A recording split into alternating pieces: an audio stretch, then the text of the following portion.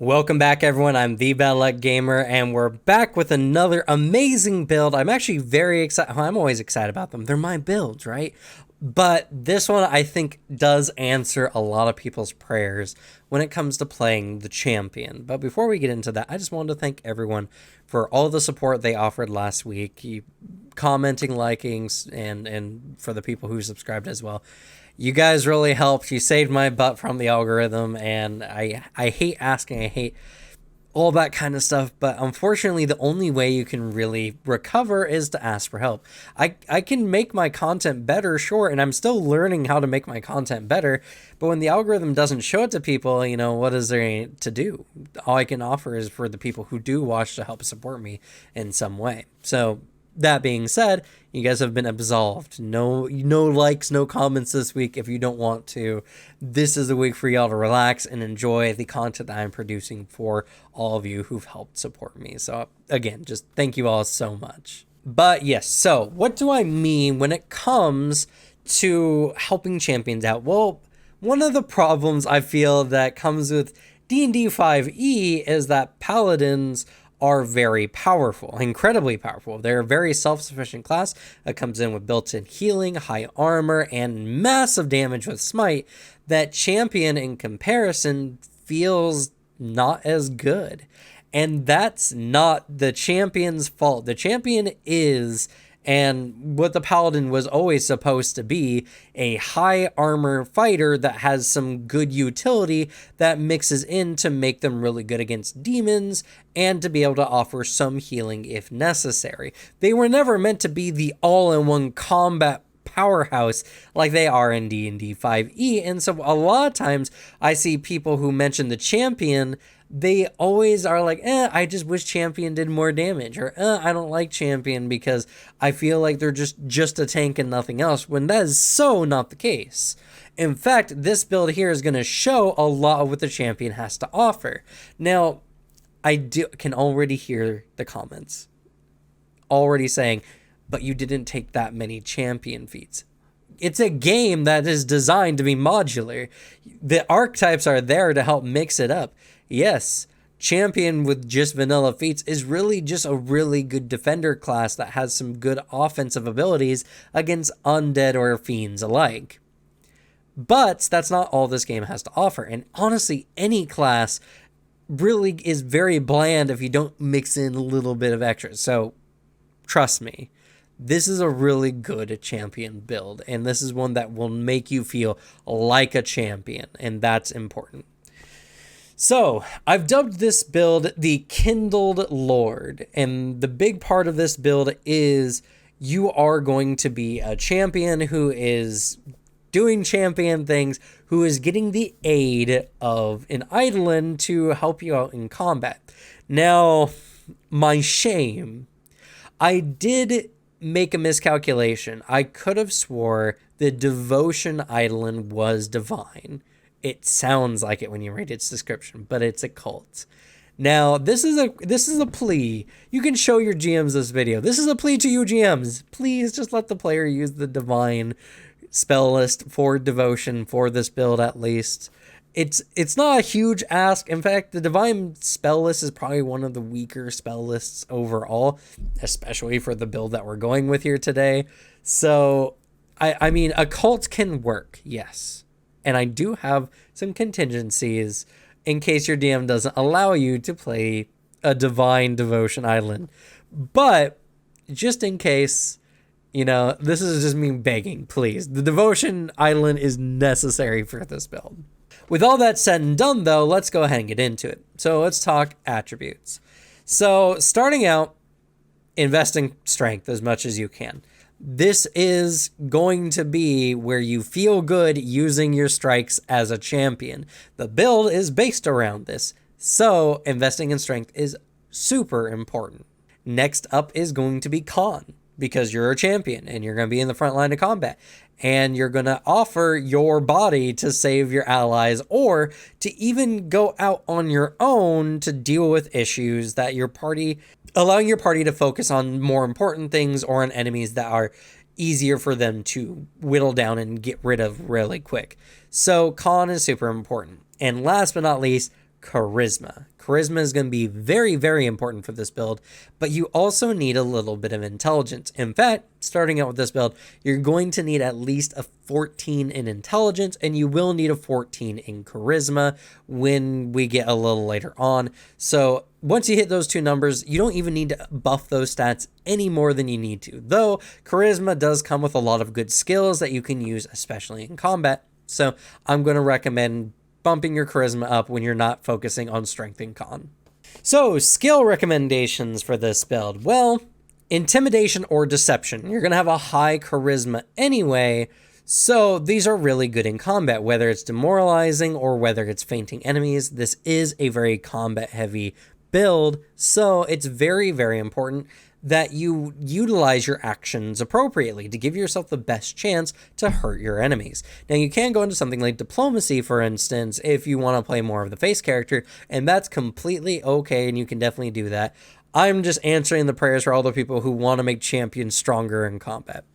My other recommendation is religion. I feel it fits the build, and I feel it's very important, and the better your religion, the better I feel the build is thematically speaking, because the whole point of this build is you've been deigned by your deity, whatever deity your cause is based on, to be the Kindled Lord, the one who promotes emotional, inspires, encourages. You are the kindling for the next generation. So, whatever feats you can, or skills that you can pick, or I guess feats as well, that you can pick into that. The whole point is this is the beginning of your journey. You're beginning your rise. And this is not like your character isn't walking in an immediate badass. You're beginning this. This is very important, especially when picking skills. So religion is very important because your character, thematically, story-wise, narratively, for this build is becoming like a authority of the deity that you're going for. You're being given status, so it's very important that you uphold that status and your position. So the cause we're going to pick is going to be Paladin, because it's one of the best ones for dealing damage. Also, I think it works really well for this build, and it actually makes some very interesting interactions. It gives you the access to the Retributive Strike, which allows you to strike an enemy who's striking one of your allies, as long as they're both within range, or your allies within 15 feet, and the enemy is obviously within range of your strikes. Very, very good, and honestly, it works perfectly for this build.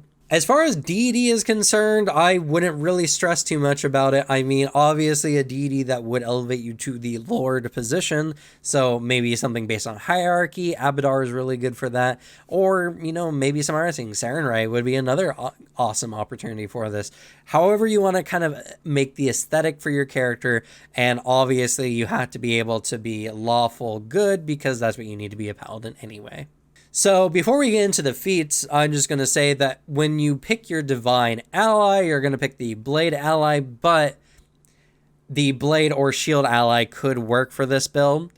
The mount is not as good because you're just not going to be able to dedicate any feats to it. So that's the one I'm going to say do not pick blade, or pick the shield ally instead. It will do you a lot more favors.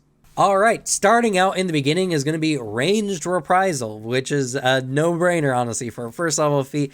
It allows you, with the Paladin cause, to use a ranged weapon, if necessary, to do your Retributive Strike, or you can step and then do your strike if the enemy can be strucken by you by simply stepping one square closer. Really good. Honestly, it's not a super important feat. I just felt this one is the most appropriate, and it gives you essentially a wider range in which your Retributive Strike can be done. So it's kind of a no-brainer one, but don't be afraid to pick outside of this one for your build. It's just whatever works for you. At second level, I'm going to recommend the Magus Dedication, and it's going to be for a very particular reason, which we'll get to next feats. But for now, I'm just going to recommend you do get 4 cantrips and, trained proficiency in Arcana, or Arcane attack rolls and DCs.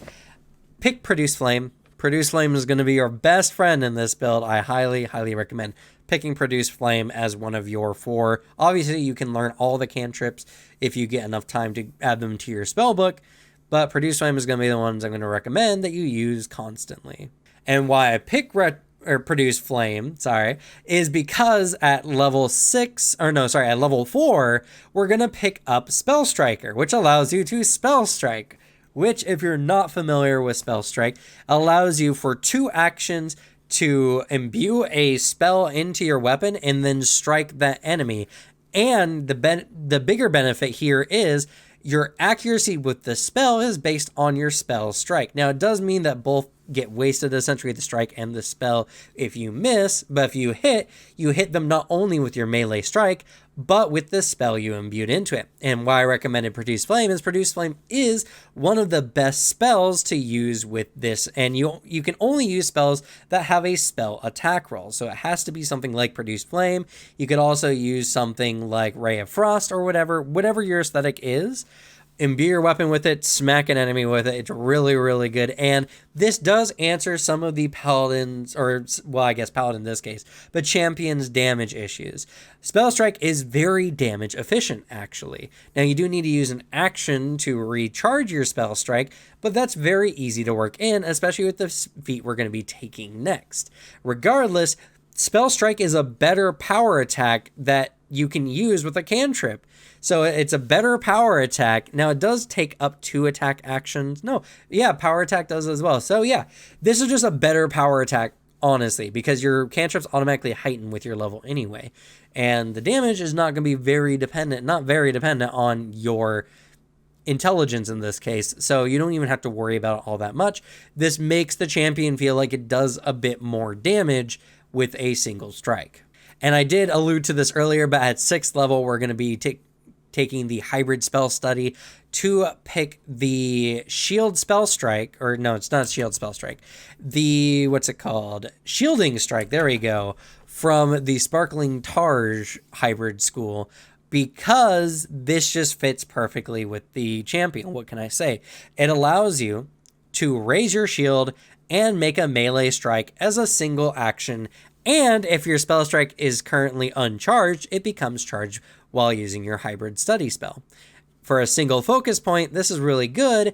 And I do believe, actually, let me double check real quick. I do believe this also gives you an extra focus point.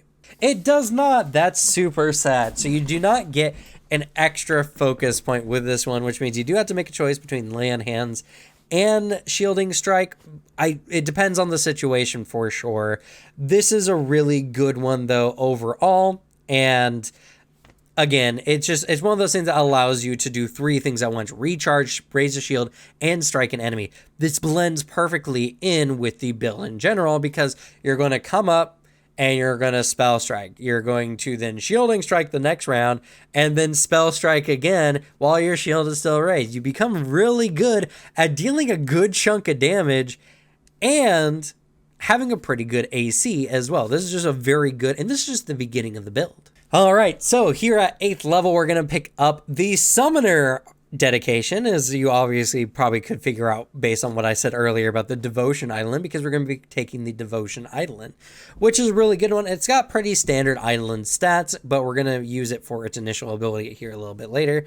But the reason why I decided to pair up Champion with the Summoner is because one of the biggest things that people, I think, have an issue with when it comes to Champion is, one, Champion doesn't get any attack-based feats that, like improve their attack. They don't get anything like power attack, or they don't get anything like double slice, those kind of feats that make the attacks either better or get better action economy. On top of that, I do believe by like a couple levels, I think it's only like 2 levels, Champion's attack, it doesn't increase as quickly as other martial classes. They do get to the same master level proficiency, but it's a little bit slower because they get their armor proficiencies up sooner than other martial classes do. And it's really, really good because it makes them very, very tanky. What the Eidolon is going to do is allows you to flank with your Eidolon. You can flank. It does take a little bit of action economy, and you can't take anything like tandem actions that allow you to both move in the same action. But the best part about this is, because your Eidolon is there, and because you can summon it as an action, whatever, you can team up with your Eidolon, getting a bonus to your attacks, essentially, for making enemies flat-footed. It's really good, and that +2 difference will make you even or better than most martial classes that aren't doing anything like fainting or the like. This is really good to help your damage output, and it does cost just a little bit of action economy. But the bigger reason why I decided the Devotion Eidolon specifically is because at 10th level, we're taking the initial Eidolon ability. And this feat, what it does is it gives you the initial ability that an Eidolon normally gives to a summoner when you first pick it. For the Devotion Spirit or the Devotion Phantom, what they can do, as long as they're within 15 feet of the summoner, as a reaction, they can strike whatever target, or sorry, if the target, this is a complicated one. So essentially what happens is if the Eidolon is within 15 feet of the summoner and the summoner is being attacked by an enemy within 15 feet, the Eidolon can use a reaction, which you both share, by the way, to strike at that target. Now, you might be thinking, then what about my champion ability? Well, this is situational. You're using your Eidolon mostly for flanking purposes or for whatever else might come up in combat, and your Eidolon is no slouch in combat either.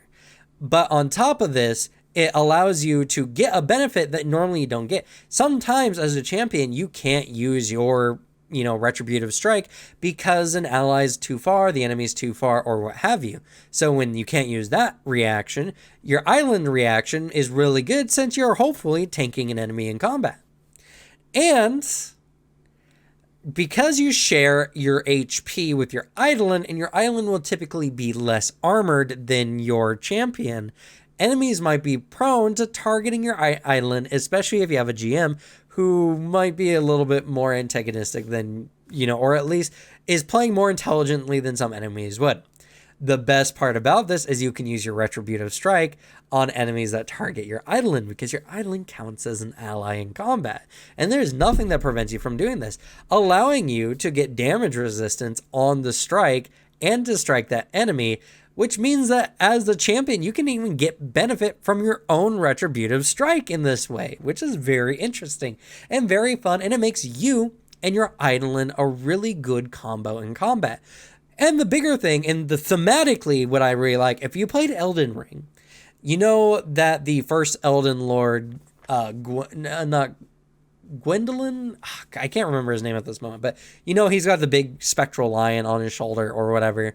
This is that kind of aesthetic I wanted to go for. You have this spectral kind of entity that acts as kind of like your right hand, your servant, offered to you by your deity to help you in your endeavors, whatever that may be.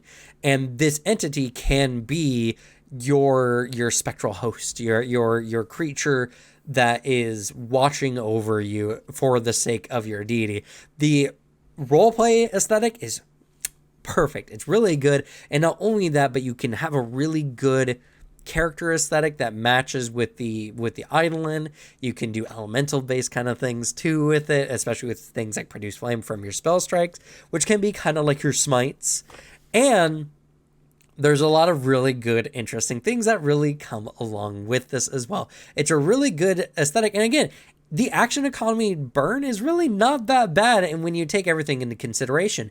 And even if you decide that you don't want to use your Devotion Eidolon and you want to play more defensive for your team, you can do so and suffer no ill consequences for it, as your Eidolon can still be helpful in some situations in combat, especially because your Eidolon can also attempt to block off enemies and help protect your allies as well, which is something that's very important to, keep in mind. So here at did I do all that right? Oh, you know what? I did mess something up because I was just so excited for the Eidolon itself. So at 12th levels when you're supposed to take your basic Eidolon ability, but at 10th level, you're supposed to take basic summoner spellcasting, which gives you the bonded spellcasting type, and it does give you a level 2 and a level 3 spell slot. Now, the reason why you pick this up at level 10 rather than level 12, for instance, is because then if your DM allows you to use the Divine Spell List, which again, please DMs, please be cool with this, you can get access to Searing Light, which you can then use with your Spell Strike ability because it uses the spell slot and otherwise applies.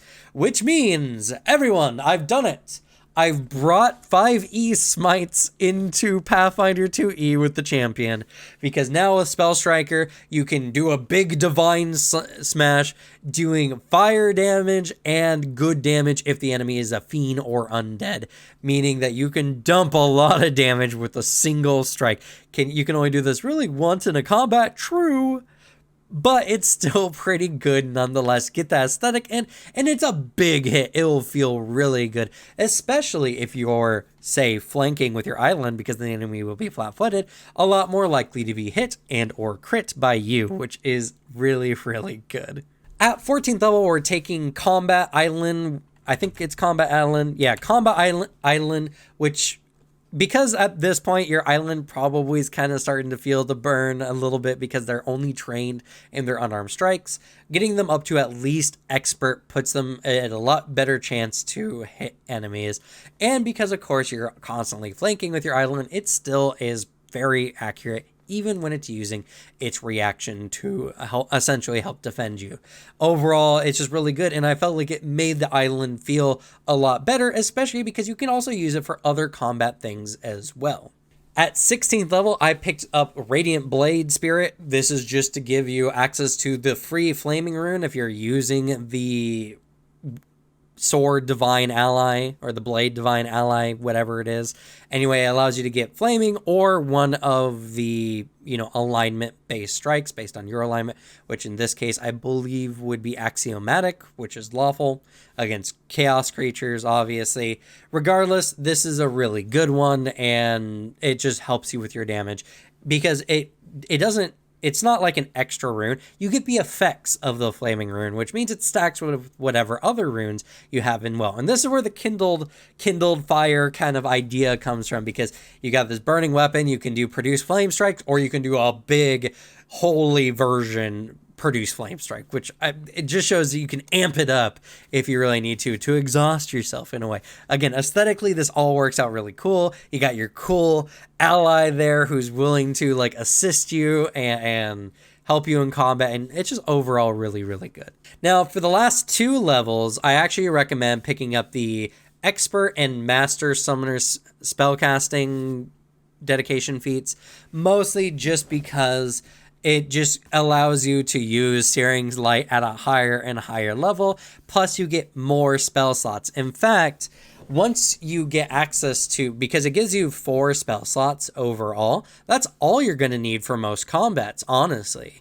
You'll be lucky to get off all 4 spell strikes in a single combat. Now, over the course of a day, yeah, you might want to play a little bit more reserved with it, but even then, that's still one of the 3 to 5 combat, or one round of a really good strike out of the 3 to 5 round combats, and the rest can just be your produced flame strike, which is still doing a lot of really good damage as well.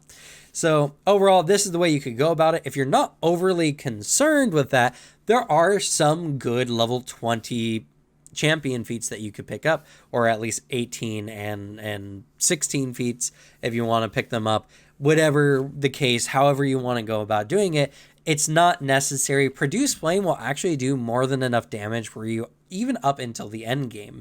The higher spell levels just makes your, big divine smites feel really good, because they'll do massive amounts of damage on top of your melee strike, which you should be hitting really hard at this point in the game anyway. So overall, this is a really good build, and I'm very excited for it. Now, if your DM is not real cool and decides no, your Devotion Eidolon gives you the occult spell list instead, fine. Here is my adjusted list. So let me pull it up here.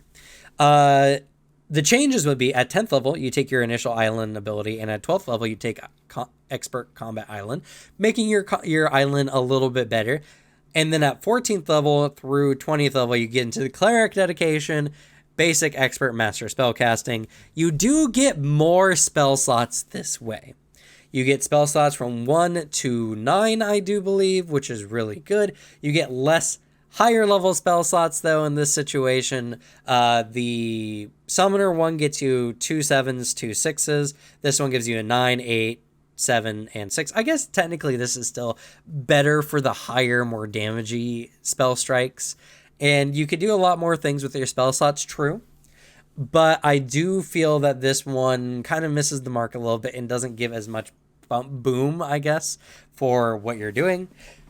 Regardless, and not only that, but you do lose out on Radiant Blade Spirit, so there's that to take into consideration as well. And kind of the same thing I said for the initial build.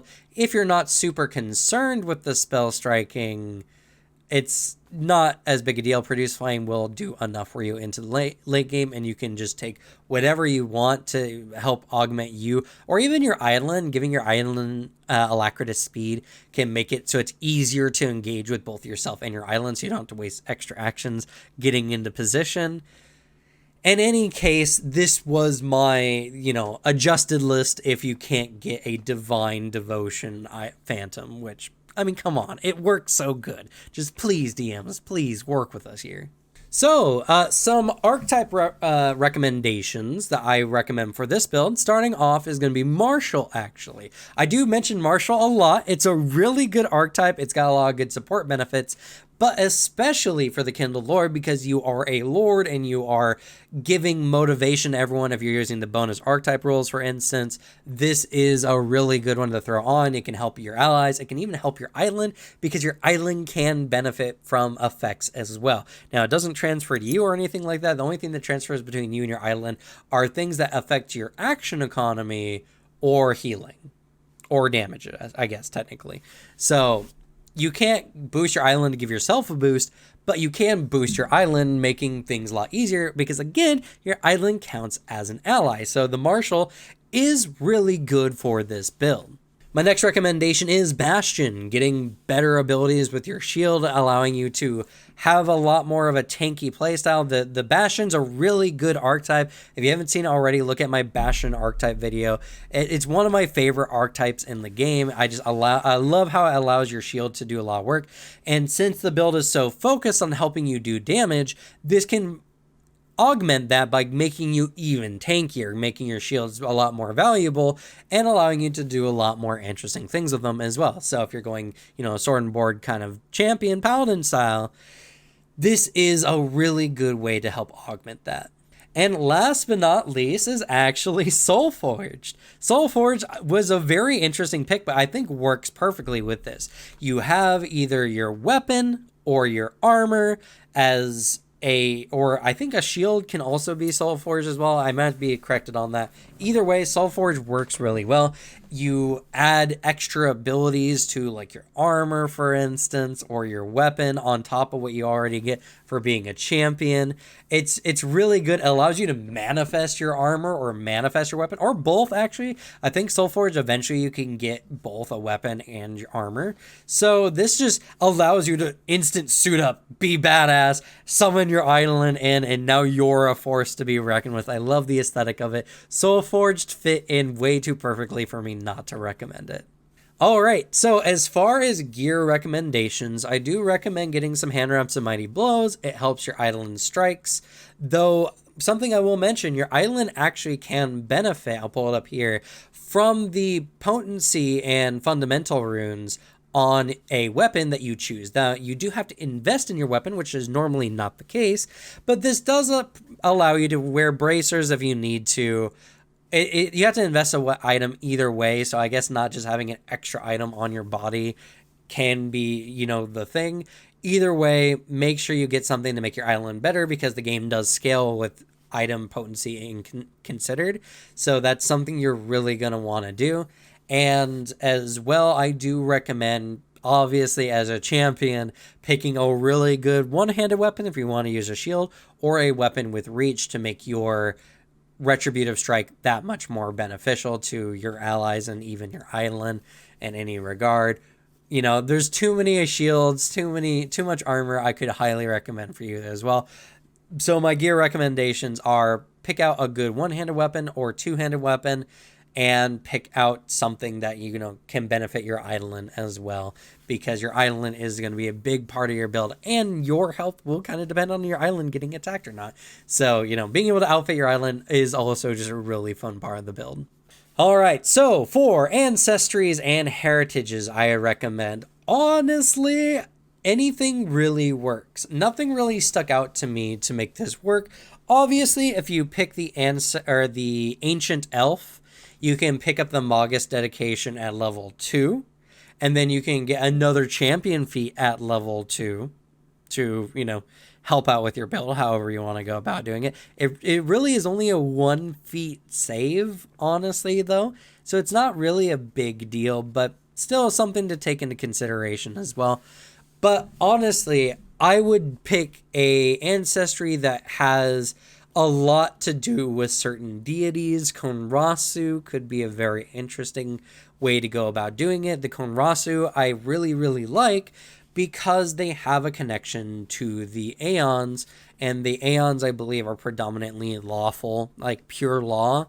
And so being a champion of like a Aeon of some kind could be really good. You could be an enforcement of law and the creation of organization and stability. It makes a lot of narrative sense. So Konrasu have that kind of innate tie, plus they got a lot of fun things they can augment themselves with, and a lot of very interesting things. Whatever ancestries or heritages you pick, just make it something that really fits. The Ifrit's actually heritage as well, I had a bonus one here for y'all, is really good because it does allow you to, if you want to go with the whole Kindled lore, like Sarenrae, fire, and the starting of a new flame of hope, you can go with Ifrit to give yourself some cool fire abilities to stack on top of your champion abilities that are already really, really cool and very lot of fire aesthetic themes. And you can do a really, really cool, interesting flaming kind of build with it. I think that it's a really interesting way to go about it. But that is going to be my Kindled Lord. And hopefully this is a build that helps a lot of people who like Champion see that Champion has a lot they can offer to the combat, because despite not taking only 1 champion feat in this whole list, you are still the champion. You are still a highly hard to kill, high HP unit that, with mixing in your shield and mixing in your Paladin, Retributive Strike, you are a nuisance on the combat field. Your Eidolon can help you in combat to give you more combat abilities. Your Eidolon even shares your skill proficiencies. So with your high strength, if you do decide to invest in athletics, your Eidolon can also grab, trip, or whatever enemies with their athletics as well. So there's a lot of different things you can do. There's a lot of good aesthetics that work out with this. And honestly, it is a little action economy heavy. And if your GM is not playing nice with you, if the enemy is constantly moving out between you and your Eidolon, you can replace even the master spellcasting, or maybe even postpone basic spellcasting to get attack of opportunity to at least punish behavior like that. But in any regard, you're forcing an enemy to have to make a choice between staying there or moving, which is very powerful, especially in this game. And there's a lot of different ways that can be augmented. You could make your Eidolon huge. You could give your Eidolon extended reach and all kinds of really cool abilities to make it where they're really hard pressed to try to get away from being between you and your Eidolon. And your Eidolon can help defend your allies as well in combat with similar like abilities. So there's a lot that can be done with this build to be augmented for your particular playstyle, but I thought this was the best that blended in a heavy spell strike that makes you feel like you got that smite ability, a really cool ally that you can use in combat that can really benefit from a lot of different combat maneuvers and everything like that, and allow you to benefit from even your own retributive strike. And as well, the aesthetics are just really, really cool. So I hope you all like this one. Please let me know in the comments below your thoughts and opinions on this one. And with that, we're going to go ahead and call it here. So thank you all so much for watching. Good luck with your games and bad luck to me. And I'll see you all next time. Bye.